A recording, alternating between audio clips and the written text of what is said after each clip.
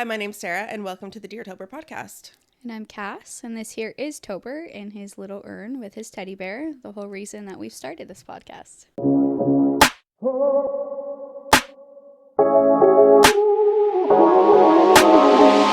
So, welcome to the first episode. This one's going to be a little bit of a longer one, but I hope that you stick with us and you get to hear our entire story. All right, so I guess we will start with my pregnancy. Yes. I found out I was pregnant with Tober in February 2024, not long after Valentine's Day. And I was only with Tober's dad for about 2 months at that point. So it was quick. I remember when you told me, well, actually, you didn't even really get Yeah. to tell me that you were pregnant. Yeah. That's a whole other story. We'll get into that in another episode. Yes. Yeah, so for my pregnancy, everything started pretty good, I would say. I had a pretty good pregnancy with my oldest son, Silas, who is 5 now. He was measuring exactly how he should have been. He was growing exactly how he should have been. His heartbeat was great. I was doing well. It was pretty quick getting into the high-risk OB unit at the hospital since I have diabetes. And I mean, from the beginning, Tober's dad was there for a little bit. Yeah. Very little bit. Yeah, it didn't take long before he was out of the picture. And then I was kind of just doing everything alone. I moved in May into my first place with Silas. It was our first time living just the two of us. And everything kind of just went downhill from there. Well, I mean, I don't know if I would say that it went completely downhill. I think that it was a chaotic time in your life. Yeah. But I think that you moving into your own place was a necessary step. Yeah, otherwise I would have been living in my parents' basement with 2 kids. I had only moved in there after splitting from Silas's dad to kind of get my life back together before moving out on our own. And the plan was to only be there for 2 years, but I moved out at 1.5 years. So there was that. But by the time I moved out of my parents' place, I was out of a job. So that didn't help either. No. That made everything, I think, a little bit more difficult. Stressful. I think things would have been easier if I weren't stressing so much about finances.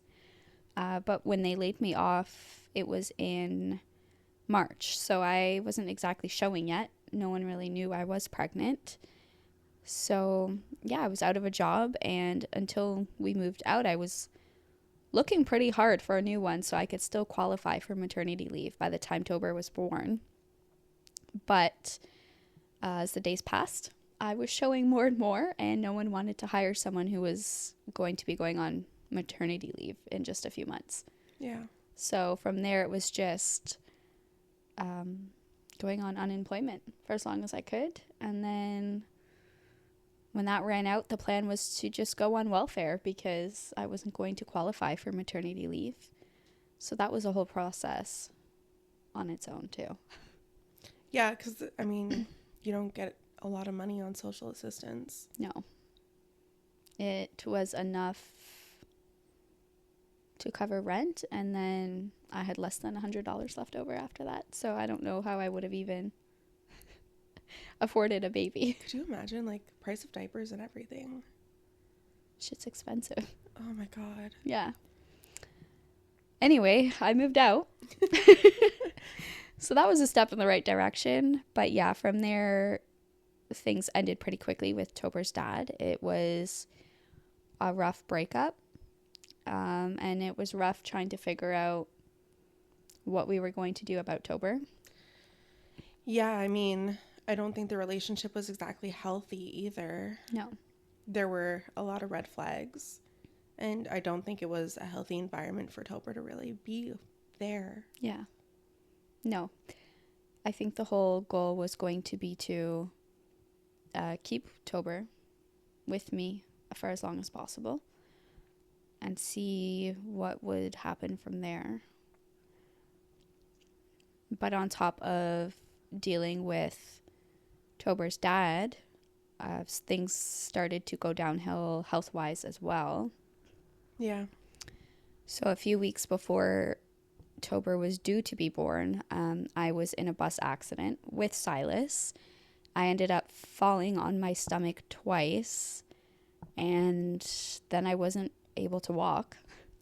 So they basically had to carry me off the bus onto an ambulance, go to the hospital, and I remember them saying that I was having contractions. Yes. And so you had called me because I was your birthing partner. Yeah. And so I think I made it to the hospital in 9 minutes. And in reality, we live about 25 minutes away from the hospital. Yeah. So I just booked it down there. And when I got there, you thought I was a nurse walking Yeah. in. Because I checked how long it was supposed to take you to get there. So my first thought was, like, that cannot be her. I thought it was another nurse coming in. Mario Andretti just like... But it was you. You were ready. You actually went to my house too. And Yeah, I got on your the phone with bags. you, and you were packing everything. Yeah. Yeah, so... I didn't have anything packed yet at that point. I'm kind of surprised that I didn't. That I wasn't, like, more prepared. I mean, we made do. Yeah, I mean, we were ready. You were there. I was still getting contractions, but then they ended up going away, I guess. Yeah, they slowed down. And when they checked you, you weren't open at all. So. Yeah. So they said that no baby was coming that day. I had to go home. But from then on, I felt like I was learning to walk again, to be honest. Well, your mom stayed with you for a week or two. 2, yeah. Yeah. Yeah, Because so I remember I'd go over and we'd be like helping you go to the bathroom and get to bed. And yeah, it was hard to move at all. And then eventually I got a cane. Yep. And I was able to walk around with that. Didn't you also have like your grandmother's walker or something at one point? No, but when we would go to the grocery store, I would get the electric Oh, yes, that's chairs, what it was. and I would zoom around the store in them as fast as you can go. They don't move that quick. I thought they would move quicker, but yeah. So my mom stayed with me for a couple of weeks. I eventually started to walk again, slowly with a cane, and not for very long. As long as I could make it to the school bus stop and back home, we were good. Silas was helpful. I think just seeing that I was struggling was like, okay, mom needs help. So, yeah, I think it was about that last week before giving birth that I was fully able to walk again, properly without the cane. My last appointment was an ultrasound, and the ultrasound showed that the blood flow to the placenta wasn't as strong as it should have been, and my placenta was starting to deteriorate. And I remember the OB wanting me to go in the next day to give birth. And I was like, listen, we have a plan. This is not the plan. I was kind of back and forth for the day, I think. I came home. She was calling me. I was calling her. I was calling you. Yep. We were trying to figure out a plan, and then it ended up settling on 2 days later. Yep. Yeah. So then starts the whole story of Tober's birth. Oh my God, Tober's birth. Yeah. That was, it was quite the day because you went into the hospital with Haley in the morning, and the plan was that I was going to meet you there in the afternoon because the C-section was planned for what, 2 o'clock? I think it was 1. It was 1-ish. But Yeah. because I left at, I think, like 11 from work. And then I was coming to meet you. They were going to have the C-section, and then everything was supposed to be cuddle the baby and call your parents and make sure that they were coming because they had a new grandbaby. We had the plan that I think you were supposed to stay that first night. Yes. And then my stepmom would be coming in to stay a night, and hopefully she would be able to drive us home.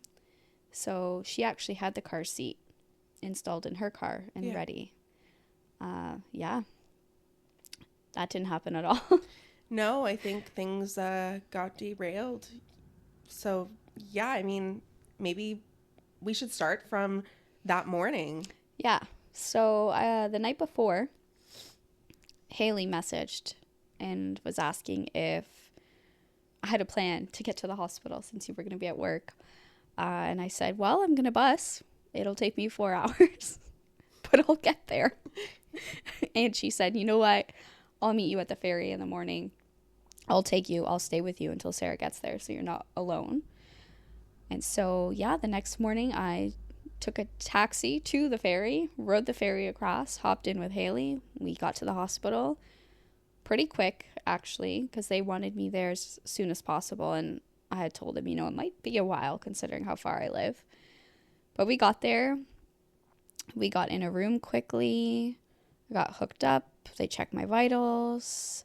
They listened to both of our heartbeats. And then it was kind of just waiting till they were ready to go. And then when they were ready to go, Haley left because I got there and they got me scrubbed in and ready to go. And they put me in like a little side room. And then they brought you to the C-section room. Yeah, I remember saying bye to you guys. Yeah. And Haley was on her way out. And yeah, they walked me down to the OR.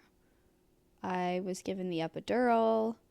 And as they were laying me down, they decided to check his heartbeat one more time because by then it had been a few hours. And they couldn't find it. And so it turned into an emergency C-section. But at the time, they weren't quite sure if there was a heartbeat or if he had just moved and they lost it. Yeah, I remember the nurse saying, like, I could have sworn I heard it, but she's like, I'm not 100% sure. Yeah. So by this point, she's in the delivery room and I'm in that little side room and all I hear is code blue, code blue. And I didn't really understand what code blue meant at that moment because every hospital has different codes for everything. And so that's all I'm hearing. And they kept me in that room for a little bit. Meanwhile, she's on the operating table, already open, and Tober is being taken out. Mm-hmm. The nurse ended up coming to get me, and she said, things aren't exactly going as we had hoped, but I need you to get in there and I need you to keep her calm. And so when I got in there, I didn't see Tober. I didn't hear any crying. I said, where's the baby? And they said, he's in another room. We're working on him. So right there, I thought, oh shit. I'm like, this is absolutely not going to plan. And we had the conversation prior to the hospital and everything. I don't know if that's a conversation that everybody has. Yeah. But we had it because I needed to know what decisions I was supposed to make and what decisions I was supposed to prioritize.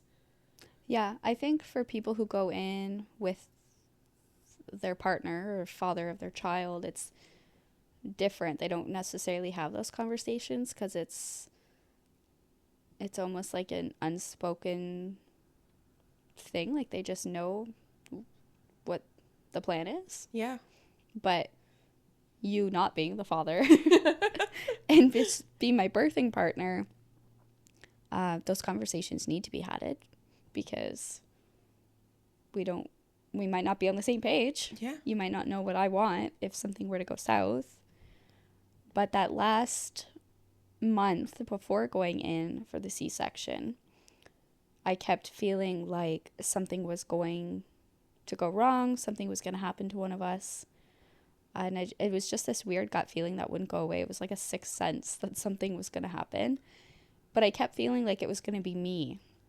Like something was going to happen to me. And I remember thinking to myself, if something's going to happen, I hope it's not me, because then I'm leaving 2 children behind without a mother.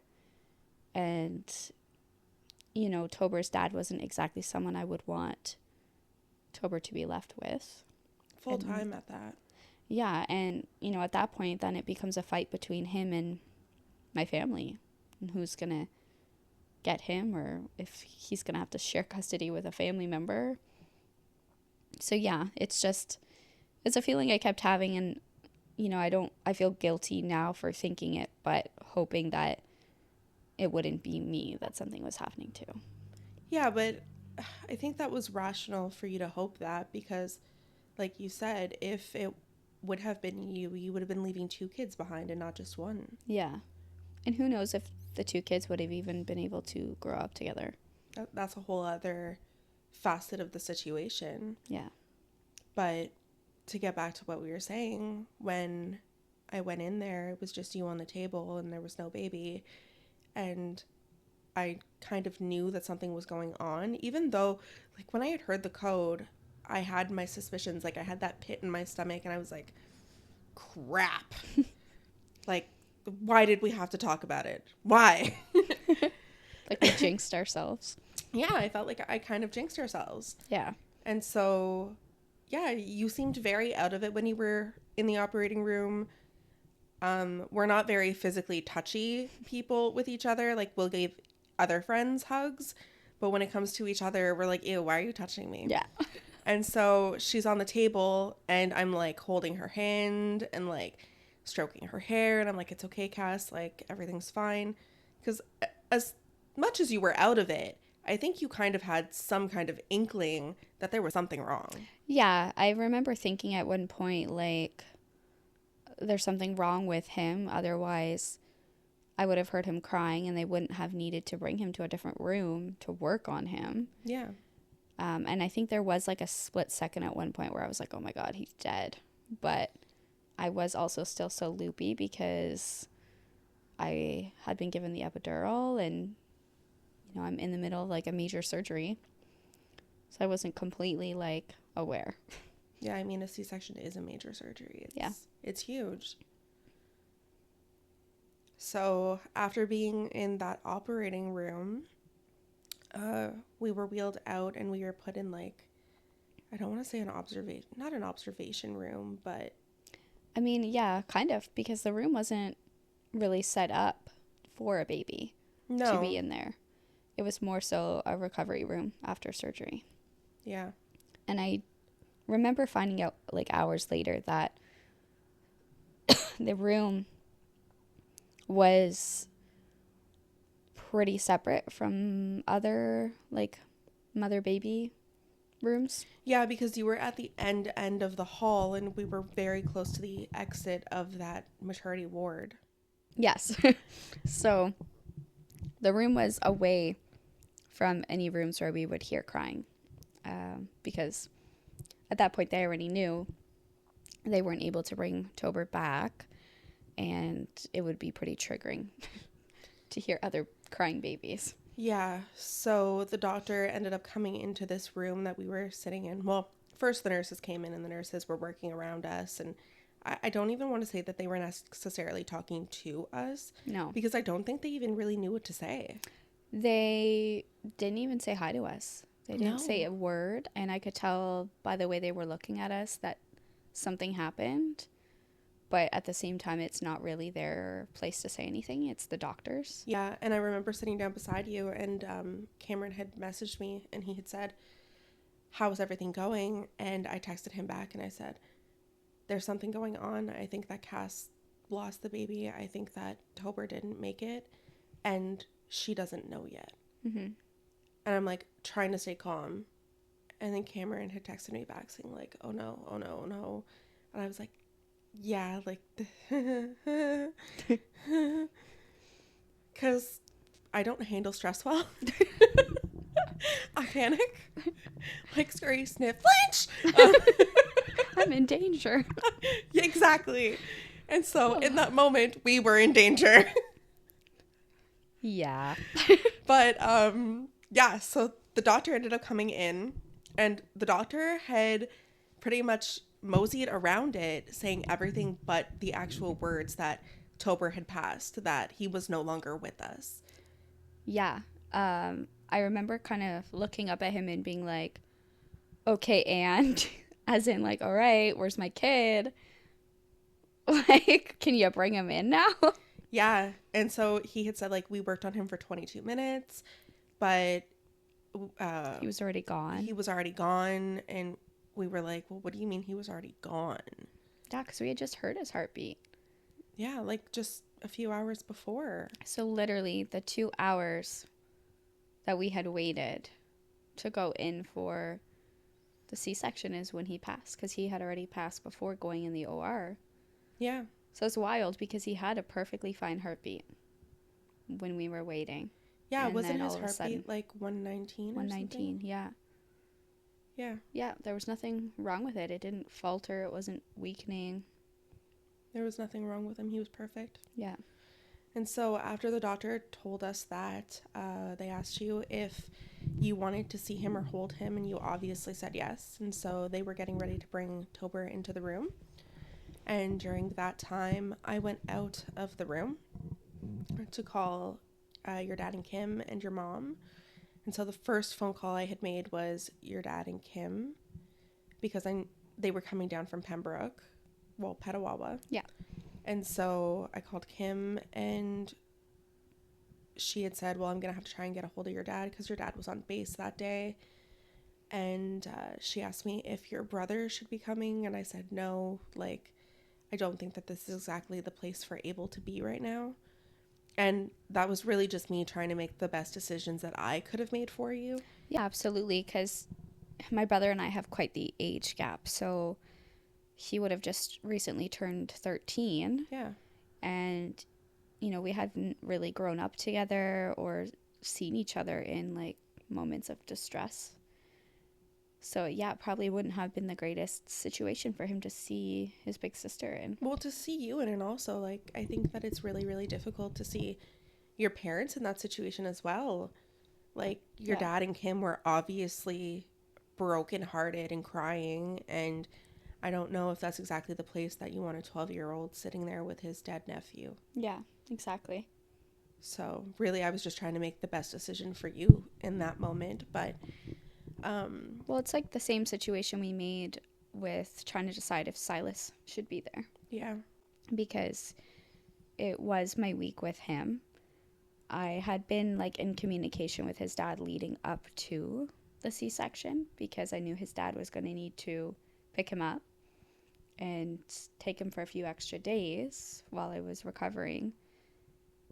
And so it was a matter of should he be here to see his brother or not? Because at the time he was only 4. Yeah. And so we made the decision to have Cam pick him up from school and bring him home. And at least there he would be with Amara and Vienna.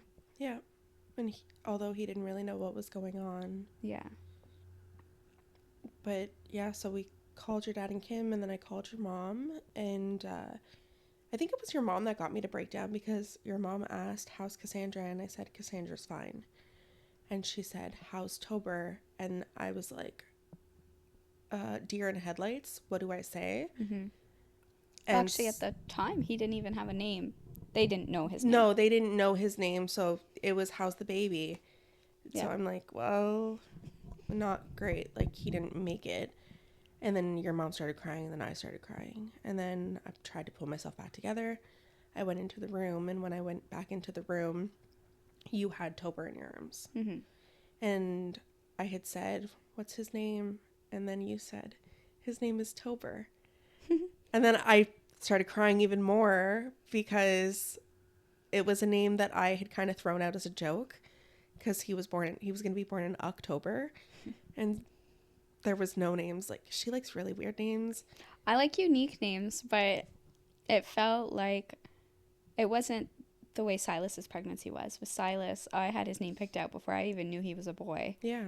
And for Tober, I did the early gender reveal test, and I still couldn't figure out the name.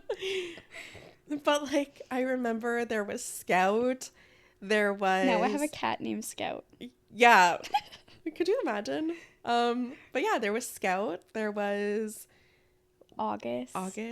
And I was like, why would you Rhoda. have a baby named August in October? I mean, people do it. But that's kind of why he came up with the name Tober, because you had said August, and I said exactly that. Why have a baby named August and October. You might as well just name him October. And then I was like, little Tober. And then as he gets older, we can call him Toby. Yeah. And I thought it was the cutest thing ever. But then, like, minutes later, we literally said, hey, actually, you know what? That is cute.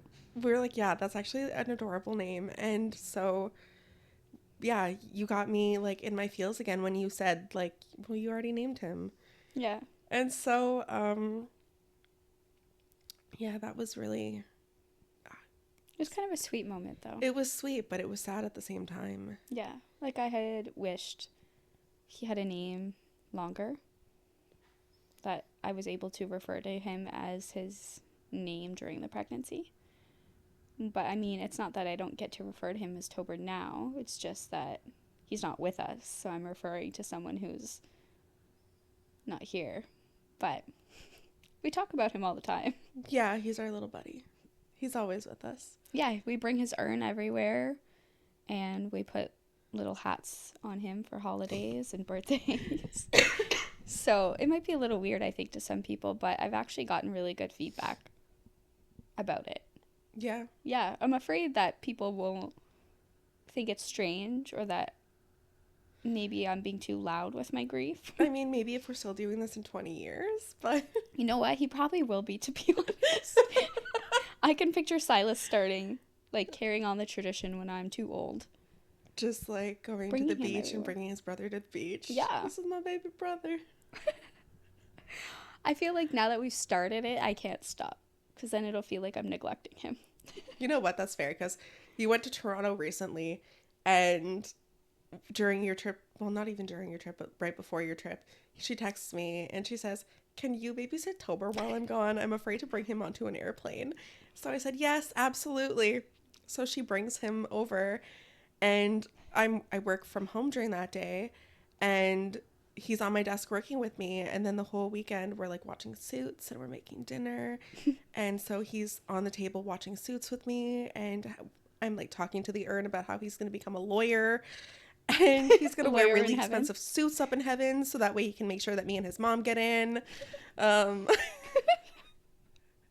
Yeah, just absolutely ridiculous. But, I mean, he's still with us. And we also say that he's with us with the foxes. Yeah, so since he was born, I feel like there has not been a day that's gone by where I haven't seen something fox related, whether it's in a show or a song or social media or a Even store. The foxes that started roaming around the house. Even just real foxes. I have seen so many since he passed. So the fox very quickly became a symbol of Tober, and as the signs that he sends us. Yeah, funny enough, we're going to veer a little bit off track for a few minutes, but we were having a spa day for Haley, Cass, and Tiff's birthdays. Tiff is one of our other friends. And so while we're at the spa, Tiffany had already left, and it's just Haley, Cass, and I in the infinity pool at the Nordic Spa. And there's a white fox that just ran right in front of the three of us. And it just happened right by that we were looking in that direction. And when I say like it ran by us, it was maybe 10 feet. Yeah, it was close. And yeah, we were just looking out at the skyline because it was nighttime. Yeah. So everything was lit up, and all of a sudden it just walked out, and I was so speechless. I remember whacking Haley in the arm and just pointing at it. Like, I couldn't get the words out, and I wanted you guys to see it before it ran off into the bushes. Yeah. But we were all looking in the same direction. We all saw it, and then we kind of looked at each other and we're like, is that a fox? Yeah. Like, why was there a white fox in the middle of Chelsea? Right? But someone else saw it too. Yeah. So we weren't going crazy. The person next to us was like, hey, was that a fox? Yeah, so at least we knew we weren't completely bonkers. I mean, we're nuts most of the time, but... Yeah. I mean, for the three of us to all see it at the exact same time, we would have had to been, like, super in sync to be seeing the same thing that's not really there. Yeah. Yeah. So... let's get back on track here. Because we tend to do that, get off track. So yeah, when I got back in the room, you were holding Tober. And so we had that little conversation about his name. And then you called Silas's dad, actually. Silas's dad was the only call that you had made. And you had asked him to come and be with us. Yeah, I knew that he wanted to know how it went. Yeah. And, you know, how long he was to keep Silas, because obviously we would want Silas to meet Tober. And yeah, he could tell as soon as he picked up the phone that something happened. And I basically said, like, he didn't make it. And we've been calling everyone. Then he said, well, do you need me there? And I said, yeah. So then he was like, all right, I'm on my way. I'll be there as soon as I can. Yeah. I think it was weird having Silas's dad there because, I mean, I think we need to tell everybody a bit of the lore. And the lore is that Silas's dad is actually my first cousin. Mm-hmm. And so we were raised together. And this is actually how me and Cassandra met, was because they were dating. And then we became best friends while we were pregnant because our two youngest, well, my youngest and Cass's oldest one are the same age. They're 3 months apart. So we went through our first pregnancies together. We went through all of that. And then having the newborn phase and everything, we kind of held each other's hands through all of that. And so when they had broken up, there was kind of some fighting and bickering. And I ended up defending Cass. And so it created a little bit of a rift between me and my cousin. Mm-hmm. Not to say that I haven't done anything wrong. No. Or there was definitely things that you had done wrong as well in that relationship. But I think that from the beginning, though, it was a lot to do with just, you know, Silas's dad not exactly being the nicest person. Yeah. I'd say. But I think something that he's done consistently, up until recently, is when I really needed him, like in those situations, he was there. And it didn't really matter at that moment if it was his baby or not. Yeah. And so having him there, it was bittersweet because it was the first time that I had seen him, I want to say, in about a year and a half. Mm-hmm. And it was nice to see him show up for you. Yeah. But then also for me to just be able to sit down with him and, like, communicate. And I think that's, like, having Tober with us for the brief amount of time that he was with us. Mm-hmm. I think that he had one kind of job to do in his mind. Maybe not in his mind, but in his heart. Yeah. And that was to kind of bring everybody back together. And I think that he definitely did accomplish that. Yeah, like I had a few family members too that I wasn't necessarily on speaking terms with. And because of Tober's passing, we were all able to kind of move on from things. I wouldn't even say put things aside because, yeah, we've completely moved on from whatever it was that had us stop talking. I think like another visual that sticks in my mind on that day was your mom and your dad hugging. Yeah. That had been a long time of, I don't want to say not talking, but I think there was just still some resentment from my mom's side. Yeah. Of things. But yeah, we all kind of were able to come together and put whatever aside to be in that moment. Yeah, it was kind of beautiful to see. Yeah. So everybody came to the hospital and Haley ended up coming back. She dropped Nora off at home with Grant. Mm-hmm. And then Haley came back with some chicken nuggets. Yeah. And so we ended up eating our chicken nuggets while holding Tober. And we actually have to thank the amazing nursing staff at the Civic Hospital in Ottawa. They actually called in the photographer from Now I Lay Me Down to Sleep. They did some incredible molds and the print kits. They made a bracelet. They cut some of Tober's hair. They even gave him a bath just to spruce him up a little. Well, yeah, because after he had been with us for about 10 hours, I mean, he was starting to change colors and there was the fluid and stuff leaking. Yeah. Which was difficult. But they did an amazing job and they were so nice and so caring. And you could tell that the staff at that hospital, they love their jobs. Yeah. There was a lot of compassion and I've said this before, maybe sometimes we expect our nurses to not be so compassionate because they probably see this a lot. And so it might be something where they see it so often and it's so normal to them that they forget to have compassion. Yeah. But no, I feel like they feel every loss as much as we do. Maybe harder because they see it so often. Yeah, heartbreaking. Yeah. But no, they were amazing. I think they were a big part in making those first 24 hours not okay, but like easier to get through. And the mementos that we were able to get out of our time with Tober has been like an immense help going through the first year without him. I think without the mementos, not having anything to look at and look back on would be harder, because then it's almost like he wasn't even here. Yeah.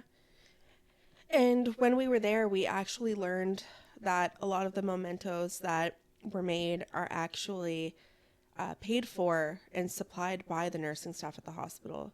Mm-hmm. And so I think that almost made it even that much more special. Yeah, because they don't get funds for those things, which honestly, when you think about it, this happens a lot more than we think, and it should really be part of their funding.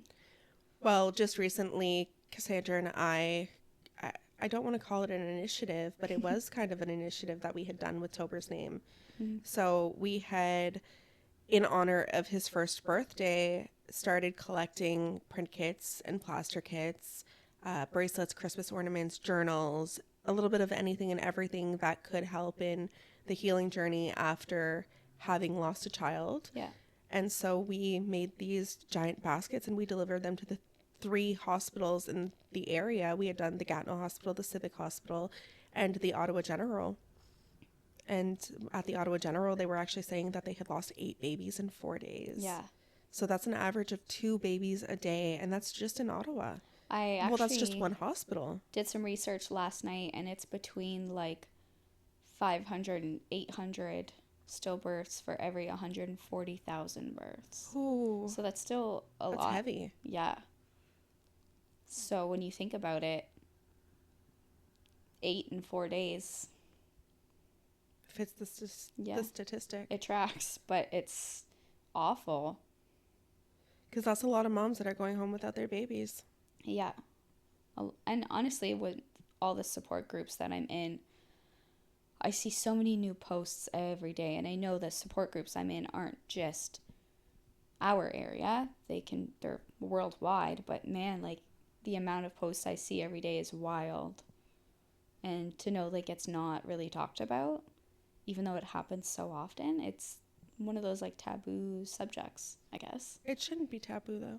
No, I think maybe it is, just based on the fact that it's an uncomfortable topic, and grief is an uncomfortable topic. And usually uncomfortable topics are taboo topics. So, yeah. Yeah, but they were great for those first 24 hours. Eventually, though, everyone started to leave. And then it was you, me, my mom, and Tober. Yeah. And then you left sometime in the morning. Yeah, I think I left at about, I want to say like 8:30, 9 o'clock in the morning. Mm-hmm. It had been about 16 or 18 hours, and I was exhausted. I had to drive back home to Buckingham. High five. And so I had to get back to Buckingham, and from there, you had to get back to Ottawa as well. Well, back to your mom's. Yes, so we said goodbye to him. We waited till it had been exactly 24 hours. So 1:09 p.m. we decided to say goodbye. And, obviously that's hard. I had a hard time with the idea of him being brought down to the hospital's morgue and then being left there to be picked up. Because, morgues are cold and they're dark and they're quiet. And so even though he wasn't really there with us anymore, I still felt like I was neglecting him, I guess, by leaving him alone down there. And I just wanted to follow him through every step of the process after that. We did sign off on a autopsy. So he had to be brought to CHIO to have his autopsy done, then brought back to the Civic where he was born. Then he could go to the funeral home. So it was a waiting game, I guess, from then on. But if I'm right, like, we still haven't even really gotten the results of that autopsy. No. I know that a lot of the time people don't get results. They don't hear anything about it because there is nothing shown. It's kind of just spontaneous, I guess. Which seems insane. Because in this case, though, I feel like it really was, because his heartbeat had been fine. All the vitals were fine. Everything was great. And then literally just all of a sudden, his heartbeat stopped. So I don't know that I would even get any information out of it. And at this point, sometimes at least, I feel like it wouldn't matter. You don't think it would have helped anything? No, because what am I going to do about it anyway? Right? Yeah, you're absolutely right. Like, there's nothing to change. I can't go back in time to change the outcome. I can't bring him back now. So I guess in the aspect of wanting more kids one day, if the autopsy did show something, then maybe it would help me to know what could become a problem again. But there really wasn't a problem until the last couple of days, and I'm pretty sure that had, like, sometimes I feel like it had something to do with the bus accident, because all those issues started after that. But again, I don't know. Yeah, I guess there's no real telling, because the bus accident did happen late in the pregnancy. Yeah, and then it put me into labor, essentially. So. Yeah. Yeah. So that's kind of everything that happened up until he was born, in those first 24 hours. Was probably a good place to leave it. Yeah, I would think so. We can always revisit certain topics and go more in depth, but that is kind of our story and how this podcast came to be. Yeah. Well, I mean, since we're talking about how the actual podcast came to be, we should probably tell you how the idea actually came of it, though. Yes. Because we had ideas in the past about having podcasts because we think we're hilarious. Not even podcasts, but just starting a TikTok account and doing like silly videos and TikTok trends. Yeah, like we had thought like Tub Talk, where we were going to do TikToks from my bathtub. There was a lot of different things, like shoving a camera in my car and just watching us do ridiculous things while we drive, because I mean, we're known to sing and dance and be completely goofy and roast each other a little. Well, you say roast each other, but it's mostly you roasting me. Yeah. Well, I mean, you're pretty roastable. I mean, yeah. But we've often said we need a camera crew to follow us around. Yeah. Because the funniest things happen when we're alone. And so naturally, too, right? We're not scripted. No. Things aren't happening like in a scripted show. So, yeah, we've had these ideas for a while now. Yeah. And so when we were at Grant's birthday party, we were sitting down on the couch, and our little buddy Caleb actually brought me a can of Pepsi, and I don't do well on caffeine. We should note, Caleb is only 2. Caleb's only 2. He had no idea what kind of chaos he was about to unveil. But he brought me a can of Pepsi, and I just felt too bad, and I had a few sips. And then I was like, thank you. I've had enough now. And then I ended up being awake until 3 o'clock in the morning, tossing and turning. And I had the bright idea of, well, Cassandra's doing all this Deartober stuff on Instagram and accepting stories and poems and all of Letters, these things. Just, yeah, kind of hoping people will submit whatever they would like. And not just lost parents, but lost families, lost friends. Anyone who's touched by the loss of a baby or a child, even if your child was a grown adult when they passed away. I will take any submission. Yeah. So she had started this on the Deartober Instagram page, and I thought, wait, there is this huge demographic that has like almost no support in the podcast world. Podcasts or even radio shows and YouTube, movies. Like, we don't really see anything about stillbirths. I think miscarriage has become a more common thing, but even then, like, people still don't really talk about it. No, and especially not the idea of stillbirth. Yeah. And so I said, if it's a good idea, you'll remember in the morning. And in the morning, I guess it was a good idea because I called her and I said, hey, I have this crazy idea. Why don't we start a podcast? And she automatically responded with, hell yeah. And so not even a week later, here we are with all of our equipment and a plan. And like starting this thing. Yeah. Like, let's do it. So it's secretly just a reason for us to yap a lot, but yeah, Cass is the yap queen. Yap queen. But so that's kind of how we got here, and we're hoping to be with you for a while. Yeah. I mean, hopefully we'll get to a point where we have guests on and we are getting submissions and we can share other people's stories, because, you know, there's going to be only so much we can say about how hard grief is, I guess, and the ups and downs of it. And yeah. Yeah, I think right now we're definitely in an up and not as much of a down. It depends on the day. It's a day by day thing, yeah. But as grief is, it's up and down. But all this to say is that please follow us on our socials. You can find us at Deartober on Instagram, Deartober on Facebook, and you can always find our Linktree profiles in the descriptions of those pages. Yeah, all the platforms will be posting the podcast. And we almost forgot something super important. We introduced Tober, but I'm sure at this point you've noticed he's wearing a birthday hat. Yes. His birthday was a few days ago on October 23rd. Yes. It would have been his first birthday. So here he is in his special hat. By the time you see him again, he'll probably be wearing a Halloween hat. Well, we did have a little bit of a celebration for his birthday. We went out to the restaurant and all that kind of stuff. Yeah, we had a birthday party really for him with a bunch of friends and family. But the day of his birthday, we got a cake and a candle. We sang happy birthday. We put together our hospital donation baskets.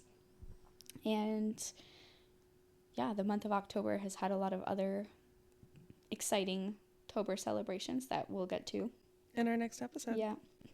So on that, we're going to leave you. Wow, we actually didn't do too bad. We did 48 minutes. Wow, last time took us a while. All right, so we will see you on the next episode, guys. All right. Bye. Bye.